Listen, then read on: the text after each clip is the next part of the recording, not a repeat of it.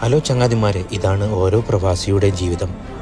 10 നില കെട്ടിടത്തിൻ്റെ പുറത്ത് ഒരു റോപ്പിൽ തൂങ്ങിക്കിടന്ന് രാത്രിയെന്നോ പകലെന്നോ ഇല്ലാതെ ഈ മരുഭൂമി മണ്ണിൽ എരിഞ്ഞു തീരുകയാണ് ഈ പാവം പ്രവാസികൾ. ജോലി കഴിഞ്ഞ് റൂമിൽ പോയതിനു ശേഷം ഒരിറ്റ് സന്തോഷത്തിനു വേണ്ടി തൻ്റെ കുടുംബത്തെ ഫോൺ വിളിച്ച് സംസാരിക്കുന്ന ഒരു പ്രവാസി.